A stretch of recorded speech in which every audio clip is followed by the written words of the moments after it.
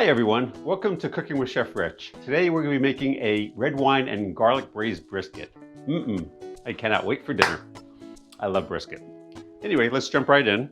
Talk about our ingredients. I will be listing all the ingredients down below. I have a 9-pound brisket. I've trimmed a little bit of the fat off, but not all of it. I have 6 ounces of tomato paste.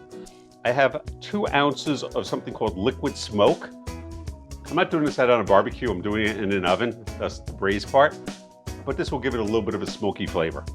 I have some what they call mirepoix, which is, I have 2 large onions, 3 medium carrots, half a bunch of celery, and 5 tablespoons of garlic. Give it a nice garlic flavor. I have 3 cups of Cabernet, and I have a spice mix with paprika, salt, granulated garlic, and pepper. So I'm gonna put my flame on right now, get my pan a little bit hot. I'm gonna mix up my spice mix. Mix it up really well. I'm gonna go pretty heavy on the seasoning.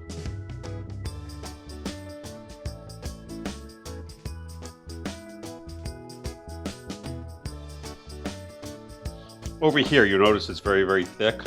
This piece of meat right over here is called a decal, and the bottom is what they call first cut. The decal has a lot more fat and thus a lot more flavor.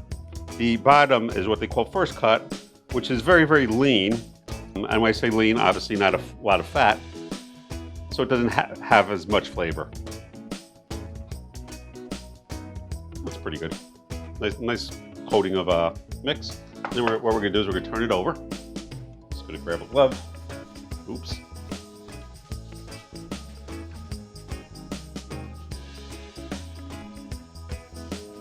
I missed a big piece of that. Let me grab a knife. Actually, I have a knife. How about that?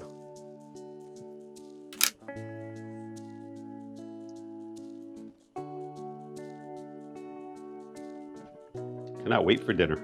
Yummy, yummy. I love brisket.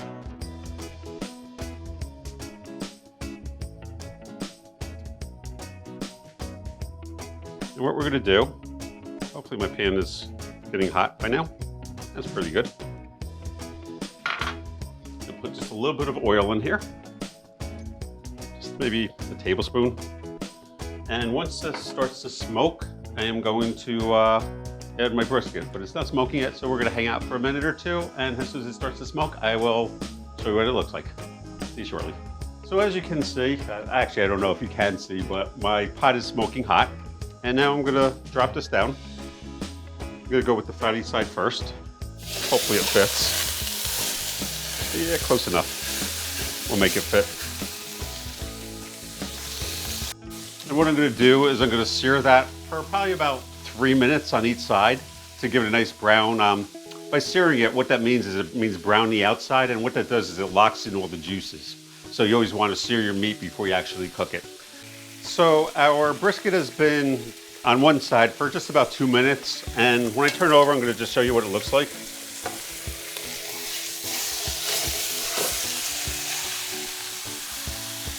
So when you look at it, you'll see that it has like a very, very nice brown color to it, nice sear, which, like I said, is gonna lock all the juices in, and that's what you want. I'm gonna do this side for about 2 minutes, and I will show you what it looks like. See you shortly. Our brisket has been cooking for right about 2 minutes on the other side, and we're gonna attempt to take it out now. Kind of hard to grab. We're just gonna set this over here. So the next thing we're going to do is we're going to add our mirepoix. This nice stir.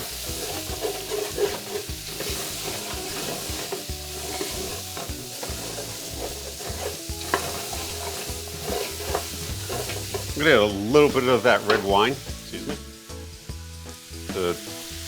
You'll notice that it's kind of like, I don't want it to actually burn.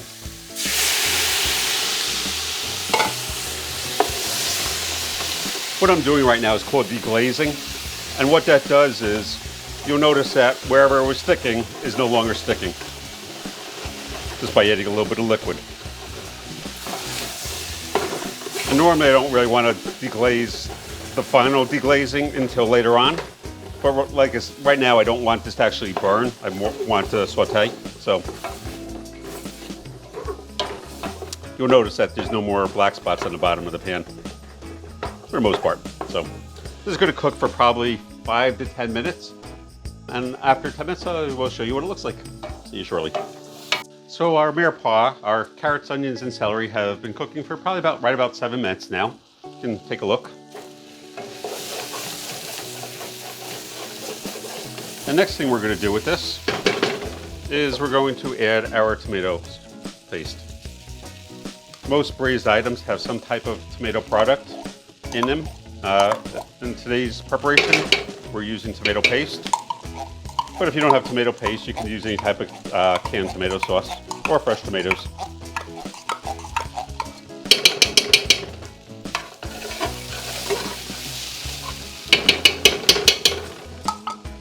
We're just going to stir that in. And we're going to cook this out for another maybe 2 minutes or so.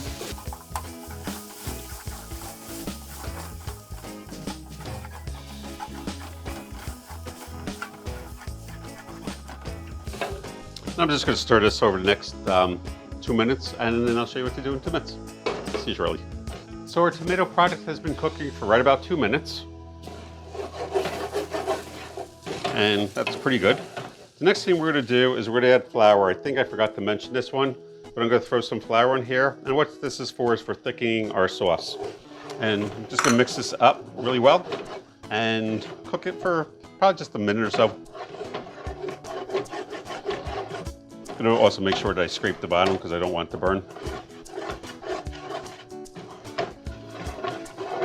Flour has been cooking right about 2 minutes. And next thing we're going to do is we're going to actually do the real deglazing of the pan. You notice once again that it's kind of sticking over here. So what I'm going to do is I'm going to pour the red wine throughout the whole pan.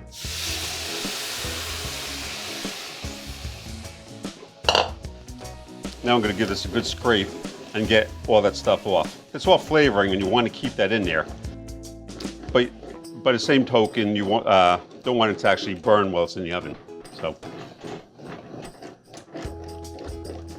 I'm just going to actually scrape all this off. I'm going to wait for it to come up to a boil and then I will show you what to do next. See you shortly. So I've scraped down our pot very well. You'll notice that it's no longer sticking at all. The next thing I'm going to do is I'm going to add our water and our chicken base and bring this up to a simmer. I'm sorry, not chicken base, beef base.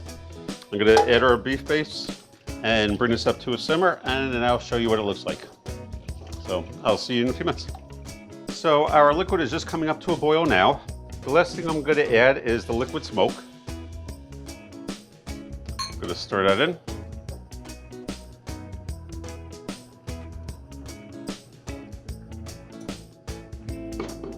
Good. And lastly, we're going to put our piece of meat back in. Hopefully without too much difficulty. Alrighty. And I'm going to need more liquid.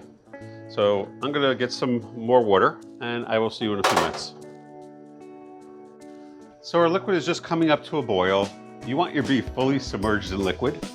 Right before I put it in the oven, I'm just going to skim some of the fat. If you look at it closely, that's all fat buildup. So I'm just going to skim some of that off.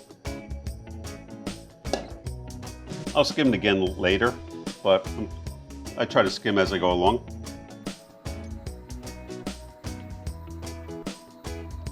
Just like so. And I'm going to cover this with, I don't have a tight-fitting lid, unfortunately. Ideally, it's best to cover it with a tight-fitting lid, but if not, I'm just going to be using aluminum foil. And I'm going to throw it in a 375-degree oven. Last time I made short ribs, I said they'd be done in 2 to 2.5 hours, and it took 4. So normally I'd say 2 to 2.5 hours, but I'm not even going to guess on this one at this point. So hopefully I've learned something. Anyway, I will show you what it looks like when we're done. So I'll see you shortly, or a couple hours actually. Bye. So I'm here with my brisket. And it's been in probably maybe 2 hours, so I decided to check it. How do you check it? This is obviously a 2-pronged fork. The decal is actually right over here. This is the thickest part. It should go in pretty easy. And it does go in, but definitely not easy enough, which means it definitely has a bit more to go. So I'm going to leave it in for maybe another hour, and I will show you what it looks like. But I did want to show you how to check a brisket. The easier the fork goes in, the more tender it is. Having said that though, you don't want it so tender that it just falls apart, just totally shreds on you, because then you actually have pot roast, which isn't a bad thing either, but you really want brisket. So anyway, I will see you in an hour. Thank you so much. So our brisket just came out of the oven. I was off by half an hour this time, so it was in the oven for right about 3.5 hours. How do you know if it's done? And I was talking about this before. When you take a fork and you push it in, and it comes out really easy, you notice that the meat isn't really sticking to it. This is done. You know, like when you poke it and it comes out, it's done. So anyway, I'm gonna take this out of here and I'll show you what it looks like and slice them up, put it on a plate, and I'll see you in a couple minutes. So we have our brisket sitting over here, and our sauce, the proper way of doing this is strain everything out and then make a sauce from it, like thicken it with a roux.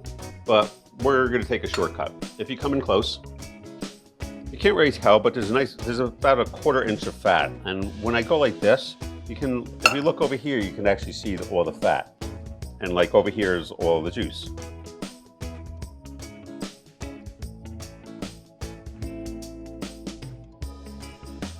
I'm just gonna strain some of this out. More so that way I can have my dinner rather quickly.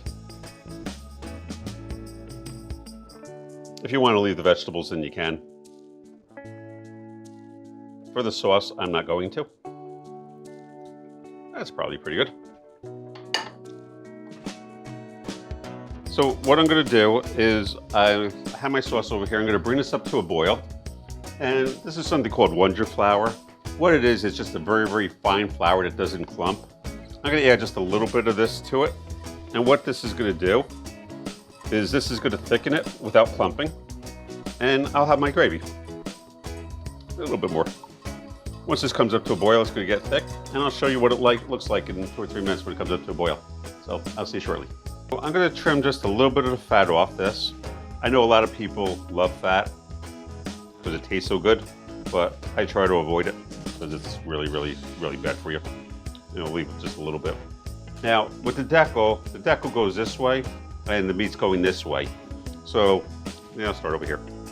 I'm just gonna go slice this, and slice maybe a 1/4 inch thick, like so. And then I'm gonna put this on a plate, and I'll show you what it looks like in a minute.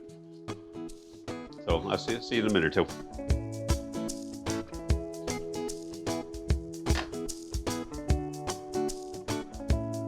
Are you filming? Are you filming now?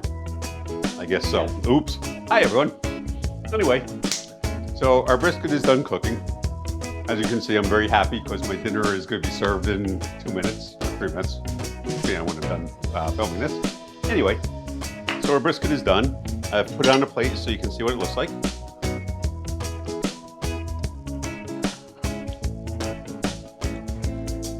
Now, I don't know if you noticed what I just did. So this is a fork as opposed to a knife. And literally I just cut it very easily with the fork. So you know it's pretty tender.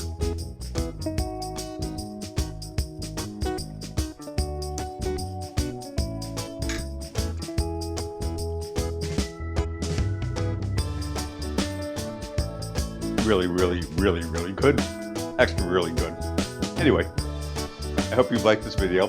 Please like, subscribe, share it with your friends, leave your comments down below. And I will see you in the next video. Have a great day, everyone. Be well. Bye-bye.